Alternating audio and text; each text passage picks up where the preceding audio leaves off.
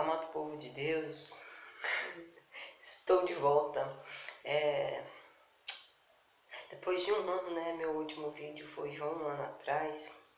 Eu decidi ir ao encontro de formação. A gente precisa, na nossa vida, ela é uma caminhada contínua. A gente precisa de formação.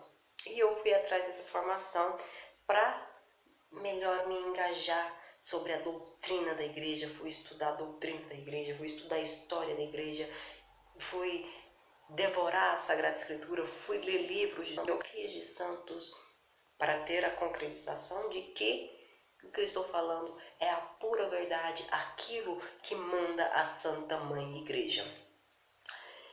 E vim com pouco conceito, não vim com muitos conceitos, porque eu vou saber de tudo sobre a igreja só quando eu morrer. Porque aí eu vou ver Cristo face a face e vou ter o gozo, né, de sentar com Ele, tirar minhas dúvidas, né, porque Ele é o Messias, o Salvador, e sempre ter esse clima de verdade entre pai e filho e pai. É um clima gostoso, é uma conversa adorável.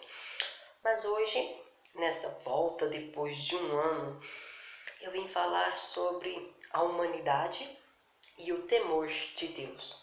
Dois aspectos, meus irmãos, que ultimamente têm se contravestido. A humanidade está perdendo o temor a Deus.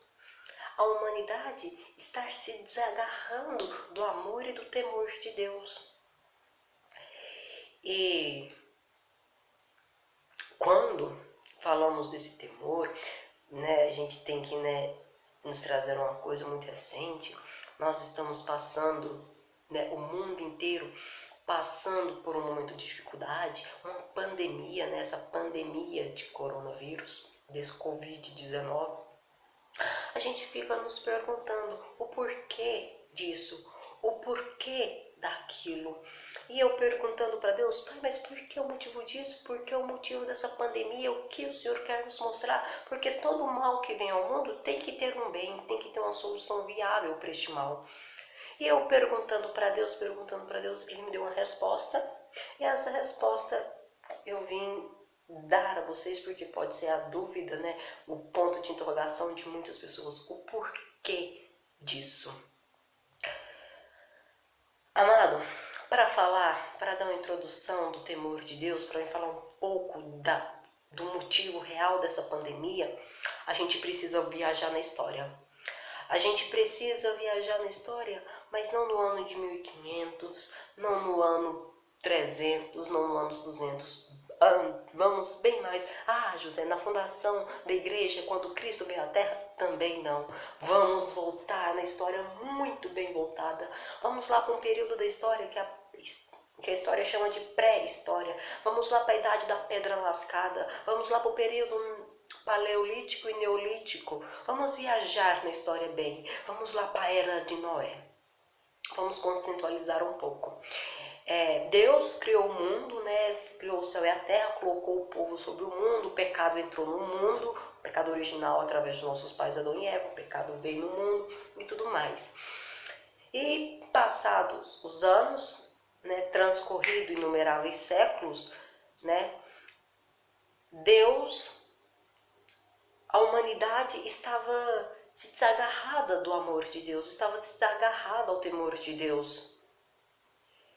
E por a humanidade estar ferindo o coração de Deus, Deus faz um ato, que entra para a narração bíblica, o dilúvio. Deus manda um dilúvio sobre a terra. Mas Deus fez isso porque é um Deus vingativo? Não, Ele não é um Deus vingativo. Pensa comigo. Se um filho magoa um pai, o pai não fica magoado e o pai não dá um castigo para o filho? É a mesma coisa. Deus é o nosso Pai, eu sou soberana. A humanidade inteira, pensa, a humanidade inteira ofendendo a Deus, vivendo fora da graça de Deus, vivendo num período fora. A humanidade estava no período, me desculpe o uso e a expressão da palavra, desgraçada. Sim, desgraçada. A humanidade estava fora da ausência da graça, desgraçada, esse é o sentido da palavra. Então, a humanidade estava fora da graça de Deus. A humanidade estava toda perdida. Deus querendo, falou a Noé, constrói uma arca e coloca um par de cada animal e coloca seus filhos e sua mulher lá dentro. E Deus mandou um dilúvio sobre a terra. Mas a gente não pode ficar só na questão do dilúvio, porque logo que o dilúvio passou, Deus fez uma promessa que nunca mais ia mandar um dilúvio sobre a terra. Então, ele fez resplandecer um arco-íris, sinal de aliança e de paz.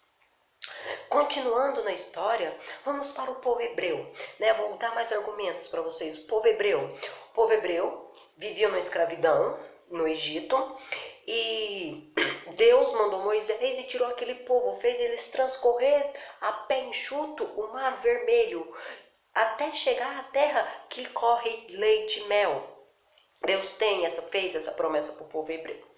E durante esse percurso até chegar à terra que corre leite e mel, Deus colocou eles 40 anos no deserto. Aí veio os 10 decálogos, os 10 mandamentos. Deus mandou os 10 mandamentos, tudo mais. E o povo, Satanás já sempre quis traquinar alguma coisa, contra Deus, colocou na mente da pessoa, dos seres humanos, do povo hebreu, que, isso é mentira, isso é bobagem, isso não existe. Deus, a gente já estava caminhando, um pouco tempo, a gente está caminhando já há muito tempo e até hoje não chega, essa terra não existe. O povo murmura contra Deus, essa é a expressão certa, murmura contra Deus, reclama da bondade e da misericórdia de Deus. E Deus manda um castigo. Deus mandou um castigo sobre aquele povo.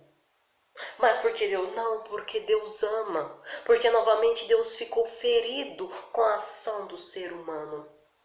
Em Sodoma e Gomorra não é diferente. Deus faz descer fogo do céu para Sodoma e Gomorra, porque o povo daquela região estava desgarrado do amor de Deus, estava fora, não tinha mais temor a Deus. Então Deus faz cair fogo sobre Sodoma e Gomorra.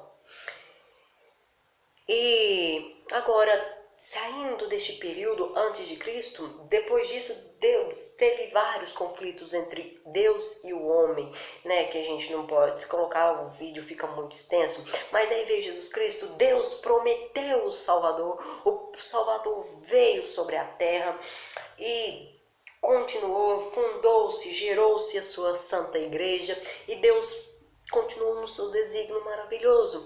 Vamos para o século 21, vamos para a realidade, anos de 2020. O mundo está vivendo uma grande pandemia. E eu parando no tempo de oração, falando, Deus, por quê? Por que isso? Por que aquilo? Ele veio e me deu estralo. Ele me deu duas moções. E eu quero compartilhar para vocês essas moções. A primeira que Deus me deu foi a seguinte: a humanidade precisa voltar para o colo de Deus.